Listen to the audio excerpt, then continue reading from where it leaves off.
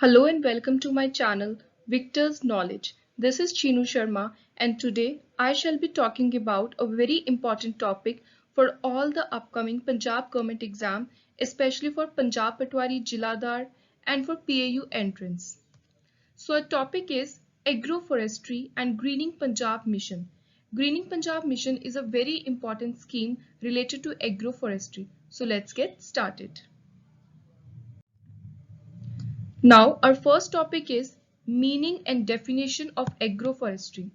Simple terms ਦੇ ਵਿੱਚ ਜੇ ਆਪਾਂ ਕਿਤੇ ਵੀ ਦੇਖਦੇ ਹਾਂ ਇਹਦਾ ਮੀਨਿੰਗ ਦਿੱਤਾ ਹੁੰਦਾ ਹੈ ਐਗਰੀਕਲਚਰ ਵਿਦ ਟਰੀਜ਼ ਬਟ ਐਗਰੋਫੋਰੈਸਟਰੀ ਸਿਰਫ ਇਸੇ ਚੀਜ਼ ਤੱਕ ਸੀਮਿਤ ਨਹੀਂ ਹੈ ਇਸ ਦੇ ਵਿੱਚ ਬਹੁਤ ਸਾਰੀਆਂ ਚੀਜ਼ਾਂ ਬਹੁਤ ਸਾਰੇ ਮੈਥਡਸ ਬਹੁਤ ਸਾਰੀਆਂ ਪ੍ਰੈਕਟਿਸਿਸ ਨੂੰ ਦਿਮਾਗ ਵਿੱਚ ਰੱਖਣਾ ਪੈਂਦਾ ਹੈ ਸੋ ਜੇ ਆਪਾਂ ਹੋਰ ਚੰਗੀ ਤਰ੍ਹਾਂ ਡੀਪਲੀ ਵਾਈਡਰ ਕੋਨੋਟੇਸ਼ਨ ਦੇ ਨਾਲ ਇਸ ਟਰਮ ਨੂੰ ਸਮਝੀਏ ਤਾਂ ਇਹਦਾ ਮਤਲਬ ਹੈ ਕਿ ਜਦੋਂ ਇੱਕ ਸੇਮ ਪੀਸ ਆਫ ਲੈਂਡ ਦੇ ਉੱਤੇ ਟਰੀਜ਼ ਤੇ ਕ੍ਰੌਪ ਨੂੰ ਇਕੱਠੇ ਉਗਾਇਆ ਜਾਂਦਾ ਹੈ ਤੇ ਇਕੱਠੇ ਉਗਾਉਣ ਦੇ ਨਾਲ ਉਸ ਦੇ ਵਿੱਚ ਇਹ ਵੀ ਦੇਖਿਆ ਜਾਂਦਾ ਹੈ ਕਿ ਕਿਸੇ ਵੀ ਟਰੀਜ਼ ਜਾਂ ਕ੍ਰੌਪਸ ਨੂੰ ਆਪਸ ਦੇ ਵਿੱਚ ਕੋਈ ਨੁਕਸਾਨ ਨਾ ਹੋਵੇ ਜਦੋਂ ਉਹਨਾਂ ਨੂੰ ਕੰਬਾਈਨ ਕਰਨਾ ਹੈ ਤਾਂ ਸਾਇੰਟਿਫਿਕ ਤੇ ਸਿਸਟਮੈਟਿਕ ਮੈਥਡਸ ਦਾ ਯੂਜ਼ ਕਰਨਾ ਪੈਂਦਾ ਹੈ ਜਿਹਦੇ ਨਾਲ ਕਿ ਜ਼ਿਆਦਾ ਤੋਂ ਜ਼ਿਆਦਾ ਆਪਾਂ ਨੂੰ ਇਕਨੋਮਿਕਲੀ ਫਾਇਦਾ ਹੋਵੇ ਜ਼ਿਆਦਾ ਇਨਕਮ ਆਵੇ ਜ਼ਿਆਦਾ ਰਿਟਰਨਸ ਆਉਣ ਸੋ ਇਸ ਟੋਟਲ ਪ੍ਰੈਕਟਿਸ ਨੂੰ ਆਪਾਂ ਐਗਰੋ ਫੋਰੈਸਟਰੀ ਕਹਿੰਦੇ ਹਾਂ ਇੱਕ ਬਹੁਤ ਇੰਪੋਰਟੈਂਟ ਡੈਫੀਨੇਸ਼ਨ ਹੈ ਲੈਂਗਰੈਨ ਐਂਡ ਰੇਨਟਰੀ ਨੇ ਦਿੱਤੀ ਹੈ 1982 ਦੇ ਵਿੱਚ Agroforestry is a collective name for land use systems and technology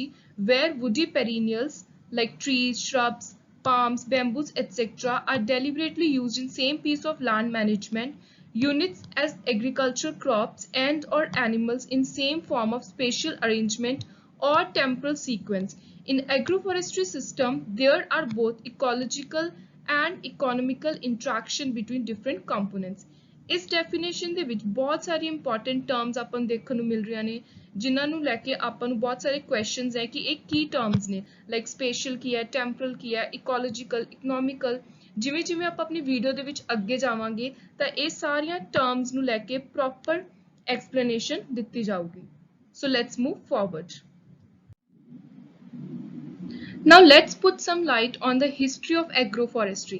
Agroforestry ਜਿਹੜੀ term ਹੈ ਇਹ ਆਪਣੇ ਲਈ ਨਵੀਂ ਹੈ ਬਟ ਇਹ ਪ੍ਰੈਕਟਿਸ ਬਹੁਤ ਜ਼ਿਆਦਾ ਪੁਰਾਣੀ ਹੈ ਲੋਕ ਇਹਨੂੰ ਕਿਸੇ ਨਾ ਕਿਸੇ ਫਾਰਮ ਦੇ ਵਿੱਚ ਐਂਸ਼ੀਅੰਟ ਟਾਈਮਸ ਤੋਂ ਫੋਲੋ ਕਰਦੇ ਆ ਰਹੇ ਨੇ ਜਿਵੇਂ ਕਿ ਆਪਾਂ ਸਾਰੇ ਜਾਣਦੇ ਆ ਕਿ ਪੁਰਾਣੇ ਟਾਈਮ ਦੇ ਵਿੱਚ ਜਿੰਨੇ ਵੀ ਰਿਸ਼ੀ ਮੁਨੀ ਸੀ ਉਹ ਮੋਸਟਲੀ ਫੋਰੈਸਟ ਦੇ ਵਿੱਚ ਰਹਿੰਦੇ ਸੀ ਤੇ ਫੋਰੈਸਟ ਨੂੰ ਬਿਨਾ ਆਪਣੀ ਨੇਚਰ ਹੈ ਜਿਹੜੀ ਉਹਨੂੰ ਬਿਨਾ ਨੁਕਸਾਨ ਪਹੁੰਚਾਏ ਉੱਥੇ ਰਹਿੰਦੇ ਸੀ ਸੋ ਇੱਕ ਬਹੁਤ ਹੀ ਇੰਪੋਰਟੈਂਟ ਐਗਜ਼ਾਮ ਪੁਆਇੰਟ ਤੋਂ ਆਪਣੇ ਲਈ ਜਿਹੜਾ ਆਪਾਂ ਨੇ ਯਾਦ ਰੱਖਣਾ ਹੈ ਉਹ ਇੱਕ ਬੁੱਕ ਦਾ ਨਾਮ ਯਾਦ ਰੱਖਣਾ ਹੈ ਕ੍ਰਿਸ਼ੀ ਸ਼ਕਤੀ ਰਿਟਨ ਬਾਈ ਮਹਾਰਿਸ਼ੀ ਕਸ਼ਯਪ ਜਿਹਦੇ ਵਿੱਚ ਕਿ ਉਹਨਾਂ ਨੇ ਦੱਸਿਆ ਕਿ ਕਿਵੇਂ ਅਲੱਗ-ਅਲੱਗ ਲੈਂਡ ਨੂੰ ਆਪਾਂ ਯੂਟਿਲਾਈਜ਼ ਕਰ ਸਕਦੇ ਹਾਂ ਪ੍ਰੋਪਰ ਤਰੀਕੇ ਦੇ ਨਾਲ ਕਿਵੇਂ ਆਪਾਂ ਨੇ ਸਾਰੇ ਸੋਰਸਿਸ ਦੇਖ ਕੇ ਕਿ ਲੈਂਡ ਕਿਸ ਤਰ੍ਹਾਂ ਦੀ ਹੈ ਉੱਥੇ ਪ੍ਰੋਪਰ ਵੈਲਸ ਹੈ ਟੈਂਕਸ ਹੈ ਇਹ ਸਾਰੀਆਂ ਚੀਜ਼ਾਂ ਦੇਖ ਕੇ ਕਿਵੇਂ ਆਪਾਂ ਨੇ ਆਇਡੈਂਟੀਫਾਈ ਕਰਨੇ ਨੇ ਏਰੀਆਜ਼ ਕ੍ਰੌਪਸ ਉਗਾਉਣ ਲਈ ਸੋ ਇੱਕ ਐਗਰੋਫੋਰੈਸਟਰੀ ਦੇ ਨਾਲ ਰਿਲੇਟਡ ਇੱਕ ਹਿਸਟੋਰੀਕਲ ਬੁੱਕ ਹੈ ਬਾਈ ਮਹਾਰਿਸ਼ੀ ਕਸ਼ਯਪ ਐਂਡ ਇੱਕ ਐਡ ਔਨ ਤੁਹਾਡੇ ਜੀਕੇ ਦੇ ਲਈ ਇਹ ਬਹੁਤ ਵਾਰੀ ਐਗਜ਼ਾਮਸ ਦੇ ਵਿੱਚ ਆਇਆ ਹੈ year of national forest policy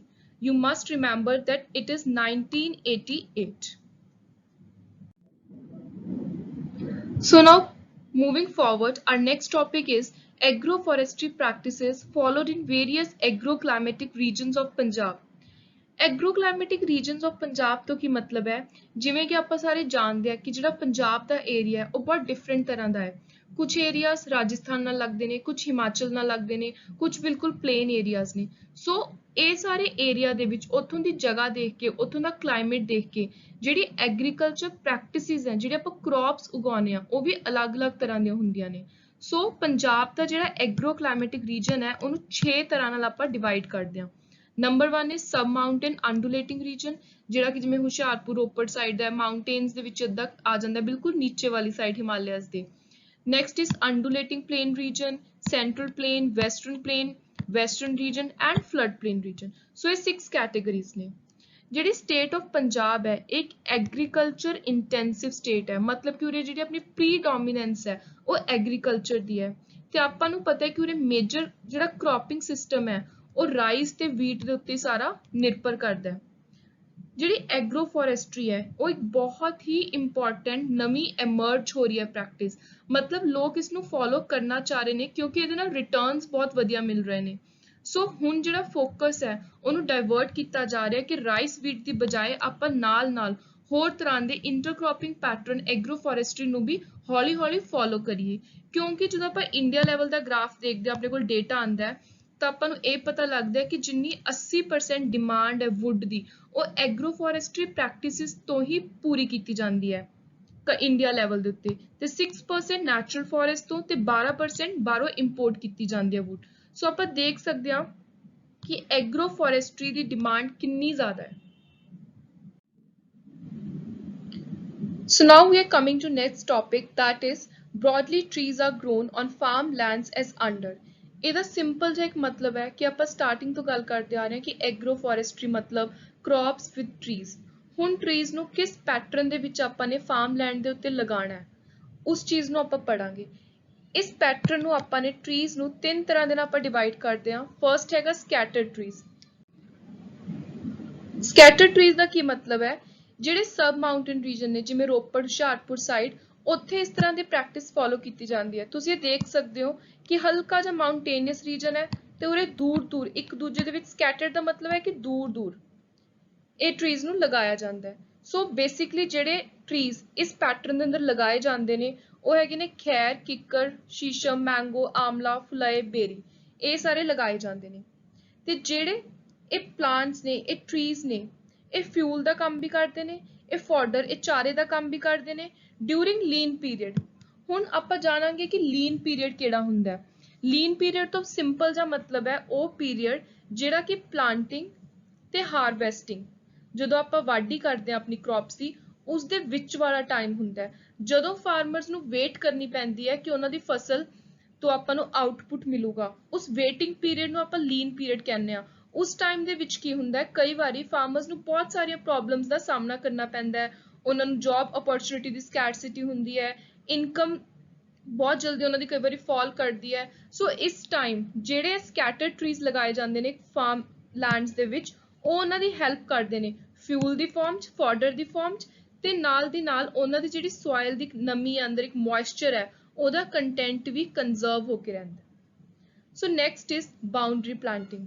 boundary planting, boundary word ਤੋਂ ਆਪਾਂ ਨੂੰ ਪਤਾ ਚੱਲਦਾ ਹੈ ਕਿ ਇਹ ਇੱਕ ਫਾਰਮ ਲੈਂਡ ਦੀ ਬਾਉਂਡਰੀ ਮੀਨਸ ਉਹਦੇ ਆਊਟਸਕਰਟਸ ਦੇ ਉੱਤੇ ਪ੍ਰੈਕਟਿਸ ਨੂੰ, ਟਰੀਜ਼ ਨੂੰ ਲਗਾਇਆ ਜਾਂਦਾ ਹੈ ਇਸ ਪ੍ਰੈਕਟਿਸ ਦੇ ਅੰਦਰ।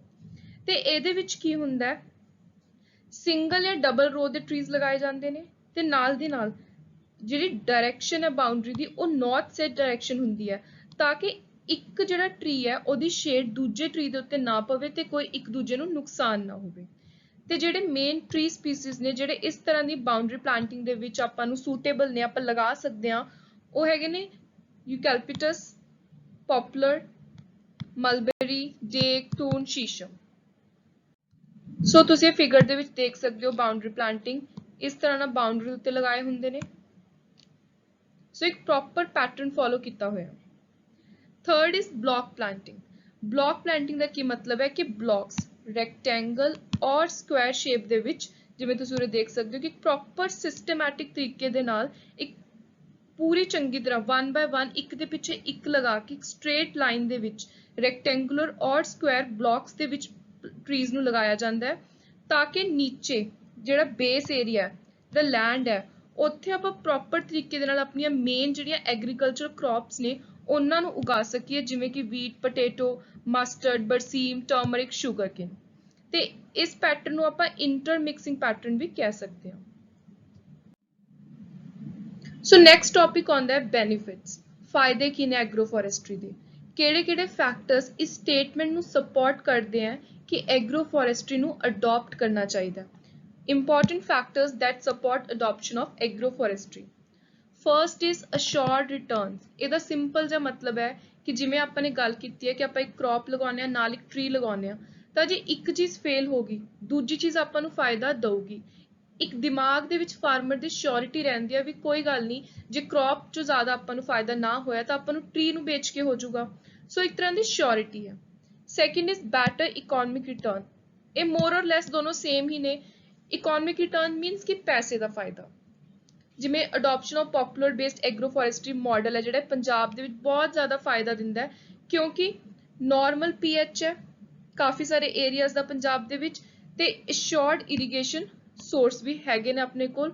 ਸੋ ਇਹਦੇ ਨਾਲ ਕੀ ਹੈ ਕਿ ਜਿਹੜੀ ਪਪੂਲਰ ਹੈ ਉਹ ਬਹੁਤ ਚੰਗੀ ਤਰ੍ਹਾਂ ਗਰੋ ਕਰਦੇ ਨੇ ਤੇ ਉਹਦੇ ਨਾਲ ਇਕਨੋਮਿਕ ਇਨਕਮ ਬਹੁਤ ਵਧੀਆ ਹੁੰਦੀ ਹੈ, ਇਕਨੋਮਿਕ ਰਿਟਰਨਸ ਬਹੁਤ ਵਧੀਆ ਆਉਂਦੇ ਨੇ। Third is system is less natural resource exhaustive. ਇਹਦੇ ਨਾਲ ਜਿਹੜੇ ਕਿ ਆਪਣੇ ਕੋਲ ਨੈਚੁਰਲ ਰਿਸੋਰਸਿਸ ਨੇ, ਮਿਨਰਲਸ ਨੇ, ਉਹ ਖਤਮ ਨਹੀਂ ਹੁੰਦੇ, ਉਹ ਖਰਾਬ ਨਹੀਂ ਹੁੰਦੇ as comparative to growing sole agriculture crops.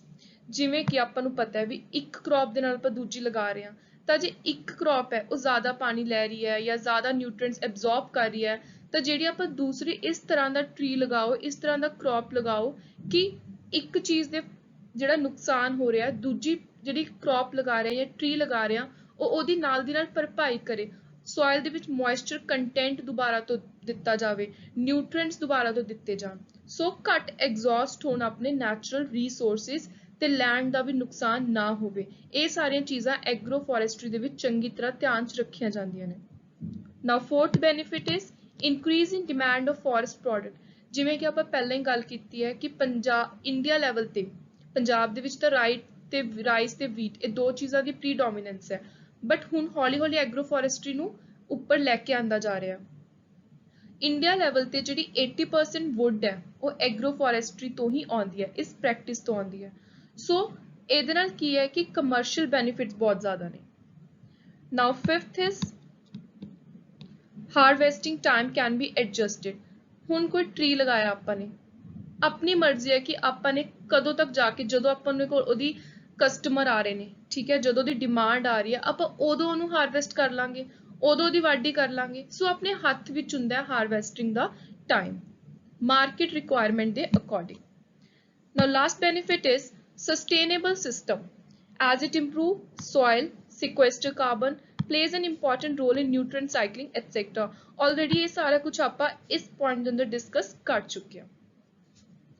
Moving forward, so now we'll discuss attributes of agroforestry. Attribute word तो simple जा मतलब है गुण। ਐਗਰੋਫੋਰੈਸਟਰੀ ਦੇ ਬੇਸਿਕ ਫੀਚਰਸ ਕੀ ਨੇ, ਕੀ ਕੁਆਲਿਟੀ ਹੈ, ਇਹ ਜਿਹਾ ਕੀ ਹੈ ਐਗਰੋਫੋਰੈਸਟਰੀ ਦੇ ਵਿੱਚ ਜਿਹਨੂੰ ਦੇਖ ਕੇ ਆਪਾਂ ਨੂੰ ਇਸ ਪੈਟਰਨ ਨੂੰ ਫੋਲੋ ਕਰਨਾ ਚਾਹੀਦਾ ਹੈ। ਆਪਾਂ ਬੈਨੀਫਿਟਸ ਪੜ੍ਹ ਚੁੱਕੇ ਹਾਂ, ਬਟ ਮੇਨ ਉਹ ਬੈਨੀਫਿਟਸ ਦੇ ਵਿੱਚੋਂ ਫੀਚਰਸ ਆਪਾਂ ਕਿਹੜੇ ਕੱਢਨੇ ਨੇ, ਕੀ ਚੀਜ਼, ਕੀ ਗੁਣ ਇਹਦੀ, ਕੀ ਵਿਸ਼ੇਸ਼ਤਾ ਆਪਾਂ ਨੇ ਦੇਖ ਕੇ ਐਗਰੋਫੋਰੈਸਟਰੀ ਦੇ ਪੈਟਰਨ ਨੂੰ ਜ਼ਿਆਦਾ ਆਪਾਂ ਨੇ ਪ੍ਰੈਕਟਿਸ ਦੇ ਵਿੱਚ ਲੈ ਕੇ ਆਉਣਾ। ਸੋ first is productivity. Productivity the simple ਜਿਹਾ ਮਤਲਬ ਹੈ ਕਿ ਐਗਰੋਫੋਰੈਸਟਰੀ ਦੇ ਨਾਲ ਜ਼ਿਆਦਾ ਆਊਟਪੁੱਟ ਮਿਲਦਾ ਫਾਰਮਰਸ ਨੂੰ। ਜਿਵੇਂ ਕਿ ਇੱਕ ਕ੍ਰੌਪ ਲਗਾਈ ਤੇ ਦੂਜੀ ਨਾਲ ਟਰੀ ਲਗਾ ਲਿਆ ਆਪਾਂ ਨੇ, ਤੇ ਕ੍ਰੌਪ ਜ਼ਿਆਦਾ ਆਪਾਂ ਨੂੰ ਉਹਦੇ ਤੋਂ ਬੈਨੀਫਿਟ ਨਹੀਂ ਮਿਲਿਆ ਕਿਸੇ ਵੀ ਕਾਰਨ ਕਰਕੇ, ਠੀਕ ਹੈ, ਤੇ ਟਰੀਜ਼ ਤੋਂ ਆਪਾਂ ਆਊਟਪੁੱਟ ਲੈ ਸਕਦੇ ਹਾਂ, ਟਰੀਜ਼ ਨੂੰ ਵੇਚ ਕੇ ਆਪਾਂ ਆਪਣੀ ਇਨਕਮ ਅਰਨ ਕਰ ਸਕਦੇ ਹਾਂ। ਸੋ ਇੱਕ ਤਰ੍ਹਾਂ ਨਾਲ ਅਸ਼ੋਰਡ ਪ੍ਰੋਡਕਟਿਵਿਟੀ ਆਪਣੇ ਕੋਲ। Next is sustainability. ਸਸਟੇਨੇਬਿਲਿਟੀ ਦਾ ਮਤਲਬ ਹੈ ਕਿ ਜਿਹੜਾ ਵੀ ਬੰਦਾ ਐਗਰੋਫੋਰੈਸਟਰੀ ਨੂੰ ਫੋਲੋ ਕਰਦਾ ਹੈ, by conserving the production potential of resource base mainly through the beneficial effects of woody perennials on soil, agroforestry can achieve and indefinitely maintain conservation and fertility goal। ਜਿਵੇਂ ਆਪਾਂ ਆਲਰੇਡੀ ਗੱਲ ਕਰ ਚੁੱਕੇ ਹਾਂ ਕਿ ਇੱਕ ਕ੍ਰੌਪ ਆਪਾਂ ਨੇ ਕਰ ਲਈ, ਉਗਾ ਲਈ, ਨਾਲ ਆਪਾਂ ਨੇ ਟਰੀਜ਼ ਉਗਾ ਲਏ। ਹੁਣ ਜਿਹੜੀ ਆਪਾਂ ਨੇ ਇੱਕ ਦੋਨਾਂ ਚੋਂ ਚੀਜ਼ ਹੈ ਉਹ ਪੈਰੀਨੀਅਲ ਨੇਚਰ ਦੀ ਹੈ। ਪੈਰੀਨੀਅਲ ਦਾ ਮਤਲਬ ਕੀ ਹੁੰਦਾ, ਜਿਹਦਾ ਘੱਟ ਤੋਂ ਘੱਟ ਲਾਈਫ ਸਾਈਕਲ 3 ਸਾਲ ਦਾ, 4 ਸਾਲ ਦਾ ਹੁੰਦਾ, ਮਤਲਬ ਆਪਾਂ ਨੂੰ ਛੇਤੀ ਛੇਤੀ ਉਹਦੀ ਵਾਢੀ ਨਹੀਂ ਕਰਨੀ ਪੈਂਦੀ। ਸੋ ਇਸ ਤਰ੍ਹਾਂ ਦੇ ਜਦੋਂ ਆਪਾਂ ਕ੍ਰੌਪਸ ਨੂੰ ਇੰਟਰਮਿਕਸ ਕਰਾਂਗੇ, ਉਹਨਾਂ ਨੂੰ ਅਡੋਪਟ ਕਰਾਂਗੇ, ਐਗਰੋਫੋਰੈਸਟਰੀ ਕਰਾਂਗੇ, ਤਾਂ ਫਰਟੀਲਿਟੀ ਹਮੇਸ਼ਾ ਸਸਟੇਨ ਰਹੂਗੀ, ਮੇਨਟੇਨ ਹੋ ਕੇ ਰਹੂਗੀ ਸੋਇਲ ਦੀ ਜਿਹੜੀ ਫਰਟੀਲਿਟੀ ਹੈ। ਕਿਵੇਂ ਦੇਖੋ, ਇੱਕ ਚੀਜ਼ ਆਪਾਂ ਨੇ ਵਾਢੀ ਕਰ ਲਈ ਇੱਕ ਕ੍ਰੌਪ ਦੀ, ਨਾਲ ਆਪਾਂ ਨੇ ਟਰੀ ਉਗਾਏ ਹੋਏ ਨੇ, ਤਾਂ ਜਦੋਂ ਆਪਾਂ ਕ੍ਰੌਪ ਆਪਾਂ ਨੇ ਕੱਟ ਲਈ ਤਾਂ ਟਰੀਜ਼ ਤਾਂ ਹਜੇ ਹੈਗੇ ਨੇ ਨਾ ਲੈਂਡ ਤੇ, ਤਾਂ ਉਹ ਟਰੀਜ਼ ਹੈ ਜਿਹੜੇ ਉਹ ਸੋਇਲ ਇਰੋਜ਼ਨ ਨੂੰ ਰਿਡਿਊਸ ਕਰਨਗੇ, ਉਹ ਹੈਲਪ ਕਰਨਗੇ ਕਿ ਉੱਥੋਂ ਦੀ ਸੋਇਲ ਹੈ ਜਿਹੜੀ ਉਸ ਲੈਂਡ ਦੀ ਉਹ ਕੰਜ਼ਰਵ ਹੋ ਕੇ ਰਹੇ। ਸੋ ਸਸਟੇਨੇਬਿਲਿਟੀ ਵੀ ਇੱਕ ਬਹੁਤ ਹੀ ਇੰਪੋਰਟੈਂਟ ਗੁਣ ਹੈ ਐਗਰੋਫੋਰੈਸਟਰੀ ਦਾ। Third is ਅਡੋਪਟੇਬਿਲਿਟੀ। ਉਰੇ ਅਡੋਪਟੇਬਿਲਿਟੀ ਦਾ ਮਤਲਬ ਹੈ ਐਕਸੈਪਟ। ਇਹਦਾ ਸਿੰਪਲ ਜਿਹਾ ਮਤਲਬ ਹੈ ਕਿ ਜਿਹੜੀ ਐਗਰੋਫੋਰੈਸਟਰੀ ਦੀ ਪ੍ਰੈਕਟਿਸ ਹੈ, ਜਿਵੇਂ ਕਿ ਆਪਾਂ ਇੰਟਰੋਡਕਟਰੀ ਪਾਰਟ ਦੇ ਵਿੱਚ ਹੀ ਪੜ੍ਹਿਆ ਕਿ ਪ੍ਰੈਕਟਿਸ ਬਹੁਤ ਇੰਪੋਰਟੈਂਟ ਹੈ, ਸਿਰਫ ਇਹ ਨਾਮ ਨਵਾਂ ਹੈ ਆਪਣੇ ਲਈ। ਆਪਾਂ ਇਸ ਚੀਜ਼ ਨੂੰ ਆਲਰੇਡੀ ਐਕਸੈਪਟ ਕਰ ਚੁੱਕੇ ਹਾਂ ਫਾਰਮਿੰਗ ਕਮਿਊਨਿਟੀ ਦੇ ਵਿੱਚ। ਆਪਾਂ ਨੇ ਦੇਖਿਆ ਬਹੁਤ ਸਾਰੀ ਜਗ੍ਹਾ ਤੇ ਕਿ ਡੇਕ ਵਗੈਰਾ ਲਗਾਈਆਂ ਹੁੰਦੀਆਂ ਨੇ, ਨੀਚੇ ਕੋਈ ਹੋਰ ਚੀਜ਼ਾਂ ਜਿਵੇਂ ਹਲਦੀ ਵਗੈਰਾ। ਸੋ ਇਸ ਚੀਜ਼ ਨੂੰ ਆਪਾਂ ਨੂੰ ਸਿਰਫ ਇੱਕ ਤਰ੍ਹਾਂ ਨਾਲ ਨਵੀਂ ਜਿਹੜੀ ਇਹ ਚੀਜ਼ ਆਈ ਹੈ, ਨਵਾਂ ਵਰਡ ਆਇਆ, ਇਹਨੂੰ ਆਪਾਂ ਨੂੰ ਐਕਸੈਪਟ ਕਰਨਾ ਚਾਹੀਦਾ, ਇਹਨੂੰ ਅਡਾਪਟ ਕਰਨਾ ਚਾਹੀਦਾ। ਸੋ ਨੈਕਸਟ ਬਹੁਤ ਇੰਪੋਰਟੈਂਟ ਟੌਪਿਕ ਹੈ specially for exam point of view ਤੋਂ, ਕਿ ਕਿਹੜੇ ਟਰੀਜ਼ ਨੇ ਜਿਨ੍ਹਾਂ ਨੂੰ ਕਿ ਆਪਾਂ ਪੋਟੈਂਸ਼ੀਅਲੀ ਐਗਰੋ ਫੋਰੈਸਟਰੀ ਦੇ ਵਿੱਚ ਪੰਜਾਬ ਦੇ ਵਿੱਚ ਸਪੈਸ਼ਲੀ ਗਰੋ ਕਰ ਸਕਦੇ ਹਾਂ। ਸੋ 9 trees are there. Number 1, poplar, eucalyptus, dake, Gymnema arborea, then Tuna silita, Melia composita।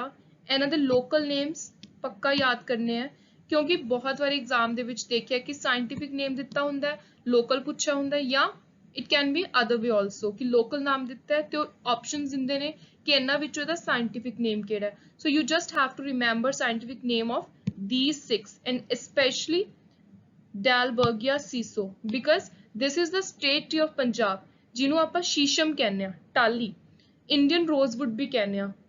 ਸੋ ਇਸ ਨੂੰ ਬਹੁਤ ਇੰਪੋਰਟੈਂਟ ਤੁਸੀਂ ਮਾਰਕ ਕਰ ਲਓ, ਸਟੇਟ ਟਰੀ ਆਫ ਪੰਜਾਬ ਸ਼ੀਸ਼ਮ, ਇਹ ਵੀ ਐਗਰੋ ਫੋਰੈਸਟਰੀ ਦੇ ਵਿੱਚ ਯੂਜ਼ ਕੀਤਾ ਜਾਂਦਾ ਹੈ। ਨੈਕਸਟ ਇਜ਼ ਐਜ਼ਾ ਡਾਇਰੈਕਟਾ ਇੰਡੀਕਾ, ਨੀਮ, ਇਹ ਵੀ ਬਹੁਤ ਇੰਪੋਰਟੈਂਟ ਹੈ। Next is Salix alba, white willow। ਸੋ ਇਹ ਸਾਰੇ 9 trees ਨੇ, ਬਟ ਇਹਨਾਂ ਚੋਂ ਸਭ ਤੋਂ ਇੰਪੋਰਟੈਂਟ ਕਿਹੜੇ ਆ?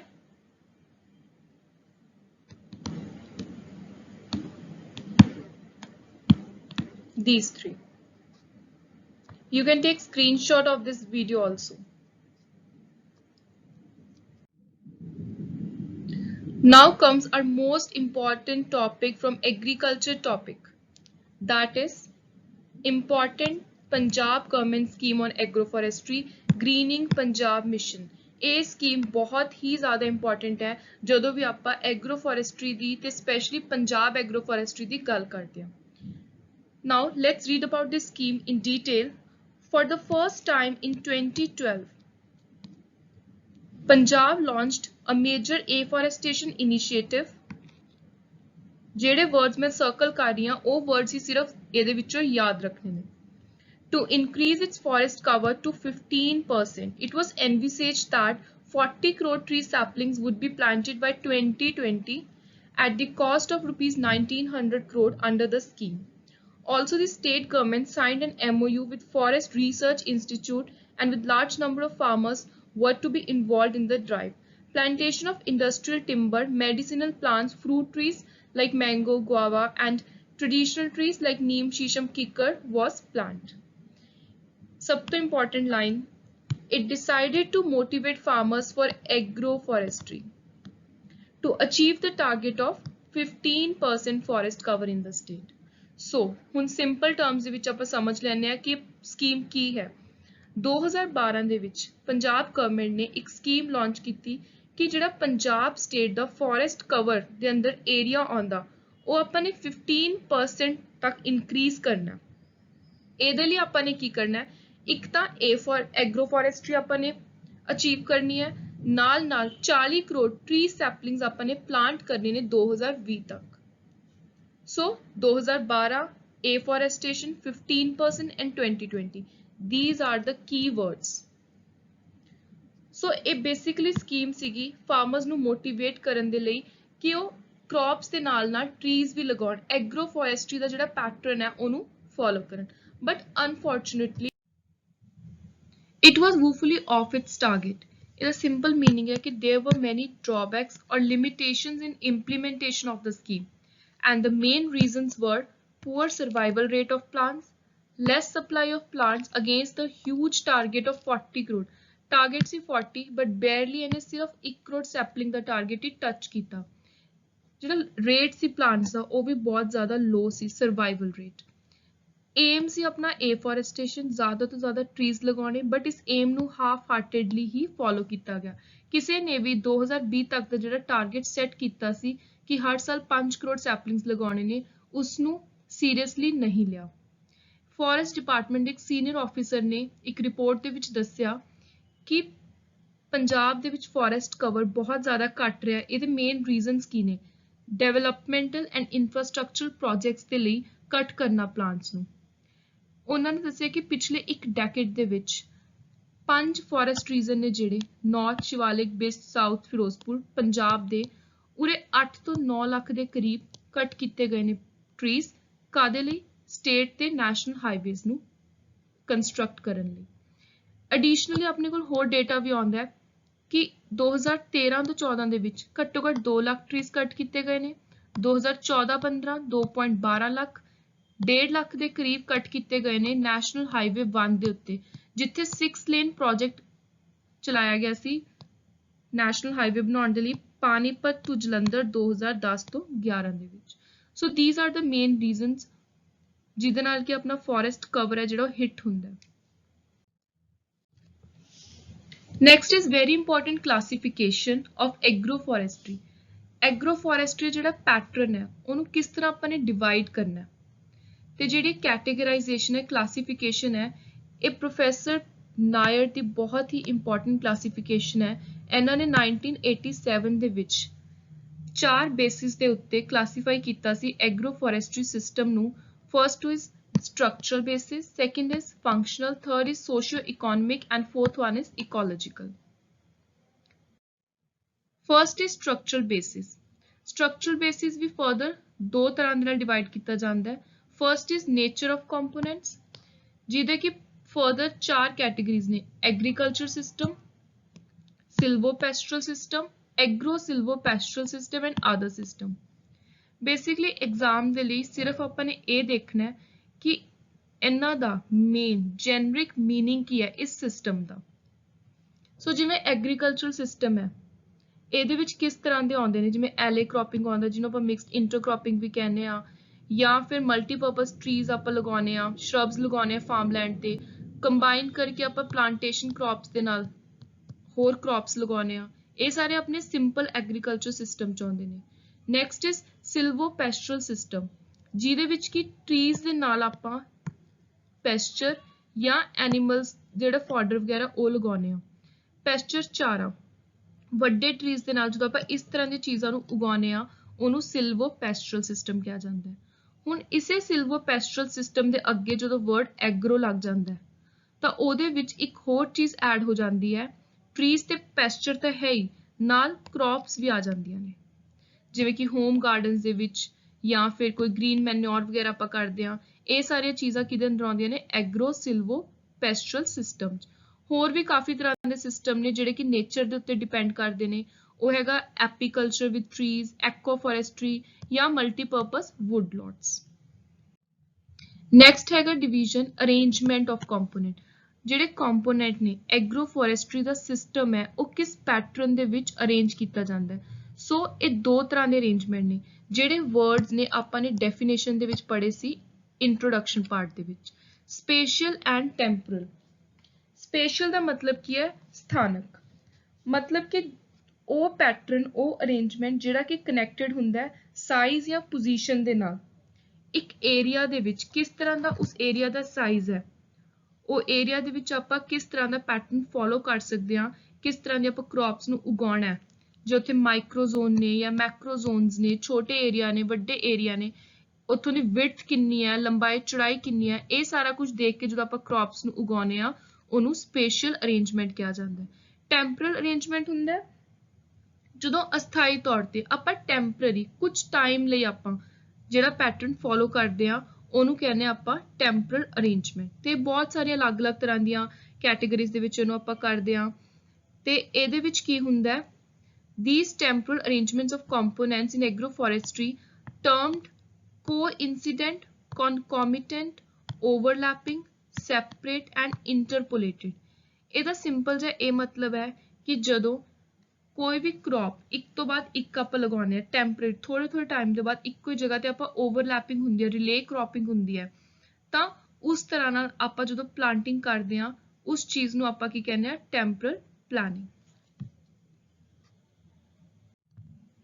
ਨੈਕਸਟ ਹੈ ਜਿਹੜਾ ਮੇਨ ਹੈਡਿੰਗ ਉਹ ਹੈ ਫੰਕਸ਼ਨਲ ਬੇਸਿਸ। ਜਦੋਂ ਆਪਾਂ ਕਿਸੇ ਵੀ ਜਗ੍ਹਾ ਦੇ ਕਿਸੇ ਵੀ ਆਪਾਂ ਕ੍ਰੌਪ ਦੇ ਫੰਕਸ਼ਨ ਉਸਦੇ ਰੋਲ ਨੂੰ ਦੇਖ ਕੇ ਆਪਾਂ ਉਗਾਉਂਦੇ ਆ ਤਾਂ ਉਸ ਚੀਜ਼ ਨੂੰ ਆਪਾਂ ਫੰਕਸ਼ਨਲ ਬੇਸਿਸ ਕਹਿੰਦੇ ਆ। ਫੰਕਸ਼ਨਲ ਬੇਸਿਸ ਦੋ ਤਰ੍ਹਾਂ ਦੇ ਹੁੰਦੇ ਨੇ ਪ੍ਰੋਡਕਟਿਵ ਤੇ ਪ੍ਰੋਡਕਟਿਵ ਦੇ ਵਿੱਚ ਆਉਂਦੇ ਨੇ ਉਹ ਸਾਰੀਆਂ ਕ੍ਰੌਪਸ ਜਿਹੜੀਆਂ ਕਿ ਆਪਾਂ ਨੂੰ ਇੱਕ ਆਊਟਪੁੱਟ ਦਿੰਦੀਆਂ ਨੇ, ਆਪਾਂ ਨੂੰ ਕੁਝ ਫਾਇਦਾ ਦਿੰਦੀਆਂ ਨੇ, ਕੁਝ ਪ੍ਰੋਡਕਟ ਕੱਢ ਕੇ ਦਿੰਦੀਆਂ ਨੇ, ਉਸਨੂੰ ਆਪਾਂ ਪ੍ਰੋਡਕਟਿਵ ਫੰਕਸ਼ਨ ਕਹਿੰਦੇ ਆ। ਪ੍ਰੋਟੈਕਟਿਵ ਉਹ ਸਾਰੀਆਂ ਕ੍ਰੌਪਸ ਜਿਹਦੇ ਨਾਲ ਕਿ ਆਪਣੀ ਜਿਹੜੀ ਫਸਲ ਹੈ ਜਾਂ ਆਪਣਾ ਲੈਂਡ ਹੈ ਉਹ ਪ੍ਰੋਟੈਕਟ ਹੋ ਕੇ ਰਹਿੰਦਾ ਹੈ। ਸੋ ਪ੍ਰੋਡਕਟਿਵ ਤੋਂ ਵਿੱਚ ਕਿਹੜੀਆਂ ਆਉਂਦੀਆਂ, ਜਿਵੇਂ ਕਿ ਕੋਈ ਫੂਡ ਕ੍ਰੌਪਸ ਲਗਾਉਂਦੇ ਆ, ਕੋਈ ਫੋਡਰ ਕ੍ਰੌਪ, ਕੋਈ ਵੁੱਡ, ਕੋਈ ਕਲੋਥਿੰਗ, ਕੋਈ ਕਾਟਨ ਵਗੈਰਾ ਲਗਾਈ ਆ ਆਪਾਂ ਨੇ, ਜਾਂ ਕੋਈ ਸ਼ੈਲਟਰ ਵਗੈਰਾ ਆਪਾਂ ਨੂੰ ਲਗਾਉਣ ਲਈ ਕੋਈ ਬੈਂਬੂ ਵਗੈਰਾ ਲਗਾਏ ਨੇ, ਇਹ ਸਾਰਾ ਆ ਜਾਂਦਾ ਪ੍ਰੋਡਕਟਿਵ, ਜਿਹੜਾ ਕਿ ਆਪਾਂ ਨੂੰ ਇੱਕ ਤਰ੍ਹਾਂ ਨਾਲ ਪ੍ਰੋਡਕਟ ਦਿੰਦਾ ਹੈ, ਜਿਹਦਾ ਕਿ ਆਪਾਂ ਆਪਣੇ ਲਾਈਫ ਦੇ ਵਿੱਚ ਇੱਕ ਤਰ੍ਹਾਂ ਨਾਲ ਯੂਜ਼ ਲੈ ਕੇ ਆ ਸਕੀਏ, ਉਹਦਾ ਕੰਮ ਲੈ ਕੇ ਆ ਸਕੀਏ, ਉਸਨੂੰ ਪ੍ਰੋਡਕਟਿਵ ਫੰਕਸ਼ਨ ਕਹਿੰਦੇ ਆ। ਪ੍ਰੋਟੈਕਟਿਵ, ਜਿਵੇਂ ਕਿ ਆਪਾਂ ਪਹਿਲਾਂ ਵੀ ਗੱਲ ਕੀਤੀ ਹੈ ਕਿ ਕੁਝ ਕ੍ਰੌਪਸ ਦੇ ਨਾਲ ਕੀ ਹੁੰਦਾ ਹੈ ਕਿ ਉਹਨਾਂ ਦੀ ਜੜ੍ਹਾਂ ਇੰਨੀਆਂ ਮਜ਼ਬੂਤ ਹੁੰਦੀਆਂ ਨੇ ਕਿ ਸੋਇਲ ਇਰੋਜਨ ਨਹੀਂ ਹੁੰਦੀ, ਕੋਈ ਫਲੱਡ ਵਗੈਰਾ ਆ ਜਾਣ ਤਾਂ ਨੁਕਸਾਨ ਨਹੀਂ ਹੁੰਦਾ। ਤਾਂ ਉਸ ਤਰ੍ਹਾਂ ਦੀ ਜਦੋਂ ਆਪਾਂ ਵਿੰਡ ਬ੍ਰੇਕ ਤੋਂ, ਸੋਇਲ ਕੰਜ਼ਰਵੇਸ਼ਨ ਤੋਂ, ਇਸ ਤਰ੍ਹਾਂ ਦੀ ਜਦੋਂ ਆਪਾਂ ਚੀਜ਼ਾਂ ਨੂੰ ਉਗਾਉਂਦੇ ਆ ਕ੍ਰੌਪਸ ਨੂੰ, ਉਹ ਹੁੰਦੀਆਂ ਨੇ ਪ੍ਰੋਟੈਕਟਿਵ ਫੰਕਸ਼ਨ ਦੇ ਅਕੋਰਡਿੰਗ ਐਗਰੋ ਫੋਰੈਸਟਰੀ। ਥਰਡ ਆਉਂਦਾ ਹੈ ਸੋਸ਼ੀਓ ਇਕੋਨਮਿਕ ਕਲਾਸੀਫਿਕੇਸ਼ਨ। ਸੋਸ਼ੀਓ ਇਕੋਨਮਿਕ ਕਲਾਸੀਫਿਕੇਸ਼ਨ ਦਾ ਮਤਲਬ ਹੈ ਕਿ ਜਦੋਂ ਆਪਾਂ ਕਿਸੇ ਦੀ ਇਨਪੁਟ ਦੇ ਉੱਤੇ ਬੇਸਿਸ ਕਿ ਇਹਦਾ ਆਪਾਂ ਨੂੰ ਕਿੰਨਾ ਇਨਕਮ ਆਊਗੀ, ਕਿੰਨਾ ਕਿ ਇਹਦਾ ਆਪਾਂ ਨੂੰ ਫਾਇਦਾ ਹੋਊਗਾ, ਉਹ ਸਾਰੀਆਂ ਚੀਜ਼ਾਂ ਨੂੰ ਆਪਾਂ ਜਦੋਂ ਦੇਖ ਕੇ ਕਮਰਸ਼ੀਅਲ ਗੋਲ ਮੈਨੇਜਮੈਂਟ ਦਾ ਸਕੇਲ ਆਪਾਂ ਦੇਖ ਕੇ ਕਿਹਦੇ ਨਾਲ ਹਾਈ ਇਨਪੁਟ ਹੋਣਾ ਜਾਂ ਲੋ ਇਨਪੁਟ ਹੋਣਾ, ਇਹ ਸਾਰੀਆਂ ਚੀਜ਼ਾਂ ਦੇਖ ਕੇ ਜਦੋਂ ਆਪਾਂ ਕ੍ਰੌਪਸ ਨੂੰ ਉਗਾਉਂਦੇ ਆ, ਐਗਰੋ ਫੋਰੈਸਟਰੀ ਕਰਦੇ ਆ, ਉਸ ਪੈਟਰਨ ਨੂੰ ਸੋਸ਼ੀਓ ਇਕੋਨਮਿਕ ਕਲਾਸੀਫਿਕੇਸ਼ਨ ਕਿਹਾ ਜਾਂਦਾ ਹੈ। ਇਹਦੇ ਵਿੱਚ 3 ਤਰ੍ਹਾਂ ਦੇ ਸਿਸਟਮ ਨੇ, commercial, intermediate and subsistence. Intermediate higher value ਦੇ ਜਿਵੇਂ, ਤੇ ਸਬਸਿਸਟੈਂਟ ਹੋ ਗਏ ਜਿਵੇਂ ਕਿ ਜਿਹੜੇ ਫਾਰਮਰਸ ਆਪ ਜਾਂ ਆਪਣੀ ਫੈਮਿਲੀ ਦੇ ਲਈ ਕ੍ਰੌਪਸ ਉਗਾਉਂਦੇ ਨੇ, ਉਹ ਹੁੰਦੇ ਨੇ ਸਬਸਿਸਟੈਂਟ ਸਿਸਟਮ। ਤੇ ਇਹਦੇ ਵਿੱਚ ਬਹੁਤ ਜ਼ਿਆਦਾ ਥੋੜਾ ਲਿਟਲ ਜਾਂ ਨਾ ਦੇ ਬਰਾਬਰ ਹੀ ਜਿਹੜੀ ਆਪਣੇ ਕੋਲ ਕ੍ਰੌਪ ਬਚਦੀ ਹੈ ਉਹਨੂੰ ਆਪਾਂ ਸੇਲ ਜਾਂ ਟ੍ਰੇਡ ਦੇ ਲਈ ਯੂਜ਼ ਕਰਦੇ ਹਾਂ। ਕਮਰਸ਼ੀਅਲ ਵੀ ਆਲਰੇਡੀ ਨੋ, ਜਿਹਦਾ ਕਿ ਜਿਵੇਂ ਕੋਈ ਵੁੱਡ ਵਗੈਰਾ ਦੇ ਲਈ ਆਪਾਂ ਇੰਡਸਟਰੀ ਦੇ ਵਿੱਚ, ਮਾਰਕੀਟ ਦੇ ਵਿੱਚ ਜਦੋਂ ਆਪਾਂ ਆਪਣੀ ਕ੍ਰੌਪ ਨੂੰ ਵੇਚਦੇ ਹਾਂ, that is commercial system. Fourth is ecological classification. This is very important. ਇਹਦਾ ਸਿੰਪਲ ਜਿਹਾ ਮਤਲਬ ਹੈ ਕਿ ਜਦੋਂ ਆਪਾਂ ਇਨਵਾਇਰਨਮੈਂਟ ਨੂੰ ਦੇਖ ਕੇ ਕਲਾਸੀਫਾਈ ਕਰਦੇ ਹਾਂ ਕਿ ਇਨਵਾਇਰਨਮੈਂਟ ਕਿਸ ਤਰ੍ਹਾਂ ਦਾ ਹੈ, ਕਿ ਇਕੋਲੋਜੀਕਲ ਹੁੰਦੀ ਹੈ ਜਦੋਂ ਆਪਾਂ ਲਿਵਿੰਗ ਥਿੰਗਸ ਤੇ ਇਨਵਾਇਰਨਮੈਂਟ ਦਾ ਆਪਸ ਦੇ ਵਿੱਚ ਇੱਕ ਮੇਲ ਦੇਖਦੇ ਹਾਂ, ਤਾਂ ਉਸ ਮੇਲ ਨੂੰ ਦੇਖ ਕੇ ਜਦੋਂ ਆਪਾਂ ਐਗਰੋ ਫੋਰੈਸਟਰੀ ਕਰਦੇ ਹਾਂ ਉਸਨੂੰ ਕਹਿੰਦੇ ਆ ਇਕੋਲੋਜੀਕਲ ਕਲਾਸੀਫਿਕੇਸ਼ਨ। ਜਿਵੇਂ ਕਿ humid, semi arid, Highland classification, ਕਿ ਜਗ੍ਹਾ ਕਿਸ ਤਰ੍ਹਾਂ ਦੀ, ਉਸ ਜਗ੍ਹਾ ਨੂੰ ਦੇਖ ਕੇ ਜਦੋਂ ਆਪਾਂ ਕ੍ਰੌਪਸ ਲਗਾਈਏ। So this was all about classification. I hope you understood all these classifications deeply. Now moving to our last topic, limitations of agroforestry. Agroforestry ਦੇ ਫਾਇਦੇ ਬਹੁਤ ਜ਼ਿਆਦਾ ਨੇ, but yes, there are few limitations which are to be kept in mind while we are practicing agroforestry. So ਇਹਨੂੰ ਆਪਾਂ ਦੋ main categories ਵਿੱਚ divide ਕੀਤਾ ਹੈ, ਹੈਡਸ ਦੇ ਅੰਡਰ ਲੈ ਕੇ ਆ ਰਹੇ ਹਾਂ। First is environment aspects, second is socio-economic aspect. Environment ਦੇ ਉੱਤੇ ਕੀ ਨੁਕਸਾਨ ਹੈ ਐਗਰੋਫੋਰੈਸਟਰੀ ਦਾ? ਕਈ ਵਾਰੀ ਕੀ ਹੁੰਦਾ ਹੈ ਕਿ ਜਿਹੜੀ ਆਪਾਂ ਨੂੰ ਕ੍ਰੌਪ ਆਪਾਂ ਨੇ ਮੇਨ ਲਗਾਈ ਹੈ, ਜਦੋਂ ਉਹਨੂੰ ਆਪਾਂ ਵਾਢੀ ਕਰਦੇ ਹਾਂ ਤਾਂ ਉਸ ਦੇ ਉੱਤੇ ਜਿਹੜੀ ਦੂਸਰੀ ਆਪਾਂ ਨੇ ਲਗਾਈ ਹੈ ਕ੍ਰੌਪ, ਉਹਦਾ ਜ਼ਿਆਦਾ ਨੁਕਸਾਨ ਹੋ ਜਾਂਦਾ ਹੈ, ਫਾਇਦੇ ਦੀ ਬਜਾਏ ਜ਼ਿਆਦਾ ਨੁਕਸਾਨ ਹੋ ਜਾਂਦਾ ਹੈ। ਤੇ ਸੈਕੰਡਲੀ ਕਈ ਵਾਰੀ ਕੀ ਹੁੰਦਾ ਹੈ ਕਿ ਇੱਕ ਕ੍ਰੌਪ ਦੂਜੀ ਕ੍ਰੌਪ ਨੂੰ ਡੋਮੀਨੇਟ ਕਰਨ ਲੱਗ ਜਾਂਦੀ ਹੈ, ਆਪਣਾ ਜ਼ਿਆਦਾ ਉਹਦੇ ਤੇ ਹਾਰਮਫੁਲ ਇਫੈਕਟ ਕ੍ਰੀਏਟ ਕਰਦੀ ਹੈ ਤੇ ਉਹਨੂੰ ਡਿਸਪਲੇਸ, ਇੱਕ ਤਰ੍ਹਾਂ ਨਾਲ ਖਤਮ ਹੀ ਕਰਨ ਲੱਗ ਜਾਂਦੀ ਹੈ। ਕੁਝ ਇਸ ਤਰ੍ਹਾਂ ਦੀਆਂ ਕ੍ਰੌਪਸ ਵੀ ਲਗਾਈਆਂ ਜਾਂਦੀਆਂ ਨੇ। ਸੋ ਇਸ ਲਈ ਇਹ ਕਿਹਾ ਜਾਂਦਾ ਹੈ ਕਿ ਜਦੋਂ ਵੀ ਆਪਾਂ ਐਗਰੋਫੋਰੈਸਟਰੀ ਕਰਦੇ ਹਾਂ, ਆਪਾਂ ਨੂੰ ਸਾਰੀਆਂ ਚੀਜ਼ਾਂ ਦਿਮਾਗ 'ਚ ਰੱਖ ਕੇ ਰੈਸ਼ਨਲ ਥਿੰਕਿੰਗ ਦੇ ਨਾਲ ਕ੍ਰੌਪਸ ਨੂੰ ਚੂਜ਼ ਕਰਨਾ ਚਾਹੀਦਾ ਹੈ। Next is socio economic aspect. ਜ਼ਿਆਦਾ ਲੇਬਰ ਇਨਪੁਟ ਦੀ ਚਾਹੀਦੀ ਇਹਦੇ ਲਈ ਆਪਾਂ ਨੂੰ, ਕੰਪੀਟੀਸ਼ਨ ਹੋ ਜਾਂਦਾ ਹੈ ਕਈ ਵਾਰੀ ਫੂਡ ਤੇ ਟਰੀ ਕ੍ਰੌਪ ਦੇ ਵਿੱਚ, ਜਿਵੇਂ ਆਪਾਂ ਪਹਿਲਾਂ ਹੀ ਗੱਲ ਕੀਤੀ ਹੈ ਕਿ ਇੱਕ ਕ੍ਰੌਪ ਕਈ ਵਾਰੀ ਦੂਜੀ ਨੂੰ ਡੋਮੀਨੇਟ ਕਰਕੇ ਉਸਦੇ ਨਿਊਟ੍ਰੀਐਂਟਸ ਵਗੈਰਾ ਜ਼ਿਆਦਾ ਐਬਜ਼ੌਰਬ ਕਰਨ ਲੱਗ ਜਾਂਦੀ ਹੈ ਤੇ ਜਿਹੜੀ ਆਪਣੀ ਮੇਨ ਕ੍ਰੌਪ ਹੁੰਦੀ ਹੈ ਉਹਦੇ ਉੱਤੇ ਬਹੁਤ ਜ਼ਿਆਦਾ ਇਹਦਾ ਬੁਰਾ ਅਸਰ ਹੁੰਦਾ ਹੈ। ਉਸ ਤੋਂ ਬਾਅਦ ਆਉਂਦਾ ਹੈ agroforestry is more complex, less well understood and more difficult to apply compared to single crop farm. ਇਹਦਾ ਬਹੁਤ ਹੀ ਸਿੰਪਲ ਮੀਨਿੰਗ ਹੈ ਤੇ ਬਹੁਤ ਇੰਪੋਰਟੈਂਟ ਡਰਾਬੈਕ ਵੀ ਐਗਰੋਫੋਰੈਸਟਰੀ ਦਾ, ਕਿ ਐਗਰੋਫੋਰੈਸਟਰੀ ਬਹੁਤ ਹੀ ਕੰਪਲੈਕਸ ਤਰ੍ਹਾਂ ਦਾ ਪੈਟਰਨ ਹੈ ਜਿਹਨੂੰ ਸਮਝਣ ਲਈ ਇੱਕ ਬਹੁਤ ਹੀ ਜ਼ਿਆਦਾ ਚੰਗੀ ਸਟੱਡੀ ਰਿਸਰਚ ਦੀ ਜ਼ਰੂਰਤ ਹੈ। ਆਪਾਂ ਸਿੱਧਾ ਹੀ ਐਗਰੋ ਫੋਰੈਸਟਰੀ ਨੂੰ ਫੋਲੋ ਨਹੀਂ ਕਰ ਸਕਦੇ, ਇਹਦੇ ਨਾਲ ਆਪਣੀ ਲੈਂਡ ਵੀ ਡੈਮੇਜ ਹੋ ਸਕਦੀ ਹੈ, ਆਪਣੀ ਕ੍ਰੌਪ ਵੀ, ਤੇ ਆਪਾਂ ਨੂੰ ਬਹੁਤ ਜ਼ਿਆਦਾ ਲੌਸਿਸ ਦਾ ਫੇਸ ਕਰਨੇ ਪੈ ਸਕਦੇ ਨੇ। ਸੋ ਜਦੋਂ ਵੀ ਆਪਾਂ ਨੇ ਐਗਰੋ ਫੋਰੈਸਟਰੀ ਕਰਨੀ ਹੈ, ਇਸ ਚੀਜ਼ ਦਾ ਧਿਆਨ ਰੱਖਣਾ ਹੈ ਕਿ ਆਪਾਂ ਨੂੰ ਇਹ ਪਤਾ ਹੈ ਕਿ ਆਪਣੀ ਕਿਹੜੀ ਕ੍ਰੌਪ ਕਿਹੜੇ ਟਰੀ ਦੇ ਨਾਲ ਲਗਾਉਣੀ ਹੈ, ਸੋ ਦੈਟ ਉਹਦਾ ਓਵਰਆਲ ਆਪਣੇ ਆਊਟਪੁੱਟ ਦੇ ਉੱਤੇ, ਆਪਣੀ ਪ੍ਰੋਡਕਟਿਵਿਟੀ ਦੇ ਉੱਤੇ ਜਾਂ ਲੈਂਡ ਦੇ ਉੱਤੇ ਕੋਈ ਵੀ ਜ਼ਿਆਦਾ ਐਡਵਰਸ ਇਫੈਕਟ ਨਾ ਹੋਵੇ। So these were the limitations. I hope you understood this topic. Thank you for watching and being patient listeners. Please do like, comment, share and subscribe to my channel.